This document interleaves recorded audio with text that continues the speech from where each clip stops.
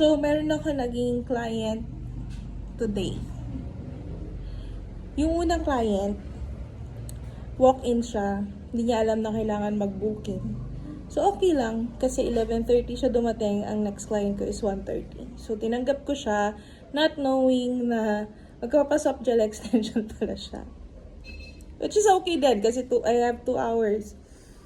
Ang dilemma ko, guys, napicturean ko yung before niya, pero hindi yung after. Sabi pa naman niya sa akin, ang ganda daw ng mga gawa ko. Pinopost ko sa Facebook. And nagagandahan daw siya. Kaya siya nagpagawa sa akin.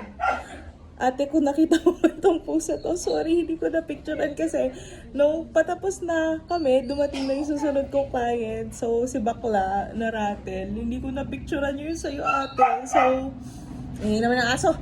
So, kung nakita mo man tong video na to, I'm so sorry. Nag-tip ka pa naman sa akin. You're so galante, ate. So, I'm so sorry po talaga.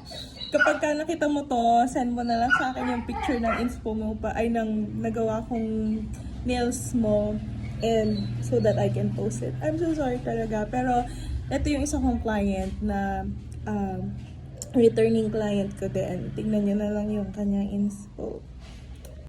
So, ito yung previous nail set ni client. Medyo hindi maganda kasi more than 1 month naman siya and she's so masipag sa bahay. And here's the final result.